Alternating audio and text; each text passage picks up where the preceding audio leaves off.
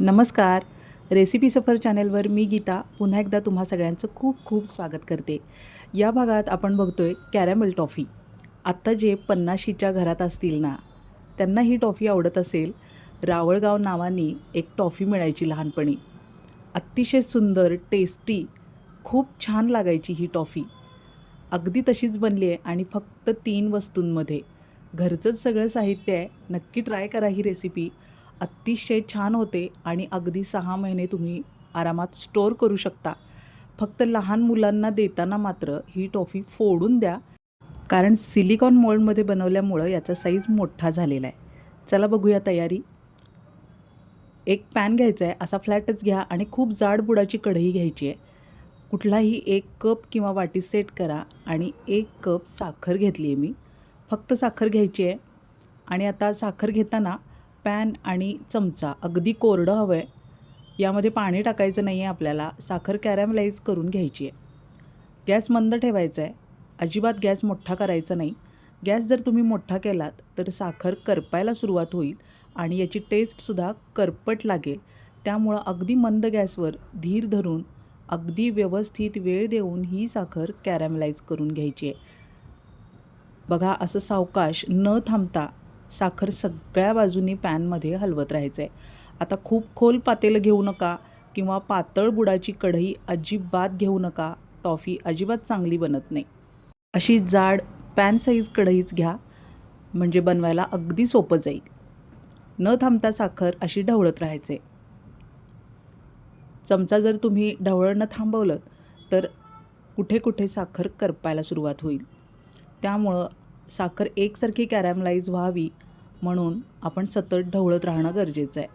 बघा, आता साखर विरघळायला सुरुवात झालेली दिसते आपल्याला. तरीसुद्धा चमचा थांबवायचा नाही. सतत ढवळणं खूप गरजेचं आहे आणि हीच ट्रिक आहे कॅरॅमलाइज टॉफी बनवण्याची. आता बघा, 2 ते 2.5 मिनिटात साखर विरघळायला सुरुवात झाली आहे.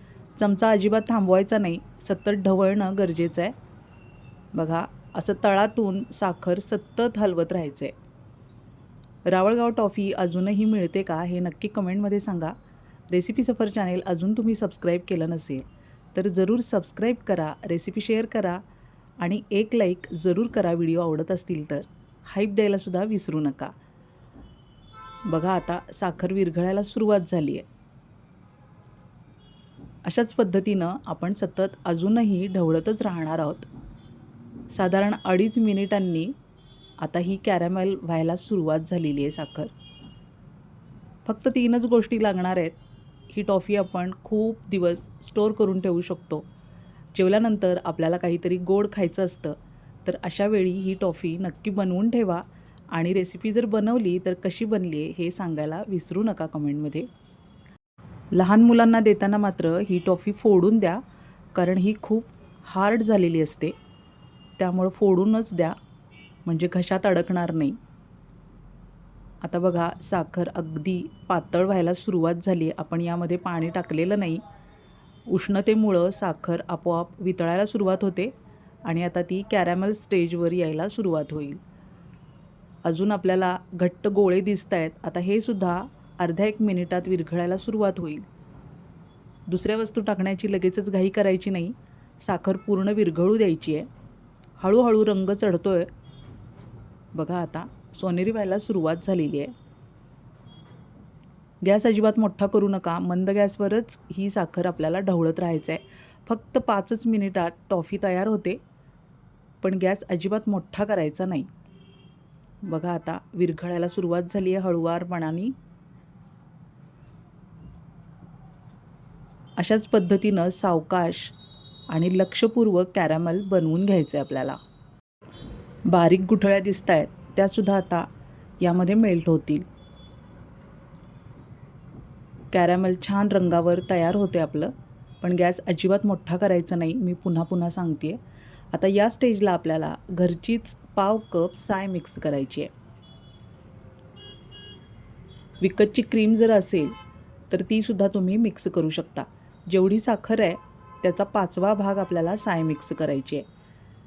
1 किलो साखरेची टॉफी जर तुम्हाला बनवायची असेल तर 200 ml अमूल क्रीम तुम्ही वापरू शकता. साखरेमध्ये साय अगदी छान एकजीव झाली आहे. आता पाव चमचा व्हॅनिला इसेन्स टाकायचं आहे, म्हणजे अगदी हुबेहूब टॉफीची टेस्ट येते. आणि 1 चमचा टाकायचं आहे घरचंच लोणी. आता अगदी सगळं व्यवस्थित मिक्स करून घ्यायचं आहे. पटकन करायचं आहे हे काम, बारीक गॅसवरच करायचं आहे. सगळं व्यवस्थित एकजीव होईपर्यंत ढवळून घ्यायचं आहे आपल्याला. आता गॅस बंद केला आहे मी. कढई गरम आहे, बर्नर गरम आहे. आता या गरम कढईमध्येच फक्त एकजीव करत राहायचं आहे हे सगळं मिश्रण. टॉफी फॉर्ममध्ये येतं ते. सिलिकॉन मोल्ड रेडी ठेवायचं आहे. त्याला तेल किंवा तूप लावण्याची काहीही गरज नाही. छोट्या साईजचं सिलिकॉन मोल्ड असेल तरी चालणार आहे आणि छोट्या साईजचाच वापरा. त्यामुळं लहान मुलांना खाणं सोयीचं ठरेल. बघा आता मिश्रण अगदी एकजीव करून घ्यायचं आहे. करपू द्यायचं नाही, त्यासाठी गॅस बंदच केला आहे मी. आता हे मिश्रण तयार आहे, तरीसुद्धा आपण एक टेस्ट करून बघणार आहोत. एका कपात मी थोडंसं पाणी घेणार आहे. थंड पाणी आहे हे. यामध्ये 1-2 थेंब आपण टाकून बघायचे. आता थांबायचे थोडा वेळ, लगेचच पटकन हात टाकायचा नाही, गरम आहे. बघा आता तुकडा पडतोय त्याचा, कडक झाला आहे गोळा. अशाच फॉर्ममध्ये आपल्याला हे मिश्रण हवं आहे. गॅस बंद करून ही टेस्ट करून घ्या, कारण गॅस जर तुम्ही सुरू ठेवलात तर मिश्रण खूप पुढे जाऊ शकतं आणि करपट लागू शकतं. आता 5 मिनिटांसाठी मी कढई खाली घेतलेली आहे. यातली वाफ 1च मिनिट मोकळी होऊ द्यायची आहे आणि लगेचच हे मिश्रण आपल्याला सिलिकॉन मोल्डमध्ये टाकून घ्यायचं आहे.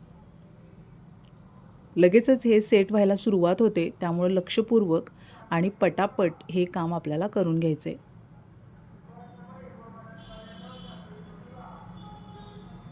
बघू शकताय तुम्ही, आता अगदी तयार आहे आपलं मिश्रण. सिलिकॉन मोल्डमध्ये सावकाशपणानं हे मिश्रण टाकून घेऊया. लहान मुलांना जवळपास ठेवू नका, कारण याचा चटका खूप जोरात बसतो. मोल्डमध्ये हे मिश्रण अर्धच भरा, त्यामुळं खूप मोठी टॉफी बनणार नाही आणि खायलासुद्धा ती सोयीचं ठरेल. त्यासाठी छोटा चमचा वापरा. मी मोठ्याच चमच्यानं हे मिश्रण व्यवस्थित सेट करून घेणार आहे. हे सगळे वेगवेगळे आकार बघून मुलांना खूप आनंद होतो. फक्त 5 मिनिटं हे मिश्रण आपल्याला सिलिकॉन मोल्डमध्ये सेट करून घ्यायचं आहे आणि त्यानंतर 15 ते 20 मिनिटांसाठी फ्रीजमध्ये ठेवून द्यायचं आहे हे मिश्रण. त्यामुळे टॉफी छान सेट होते. बघा आता 5च मिनिटांनी आपण चेक करूया. व्यवस्थित टॉफी सेट झाली आहे, पण अजून थोडी कोमट आहे. त्यासाठी फ्रीजमध्ये 15-20 मिनिटांसाठी हा मोल्ड मी असाच ठेवून देणार आहे. तयार आहे कॅरमेल टॉफी. नक्की ट्राय करा ही रेसिपी आणि ट्राय केली की नक्की कमेंटमध्ये सांगा. पुन्हा भेटूया पुढच्या भागात नवीन रेसिपीसह. धन्यवाद.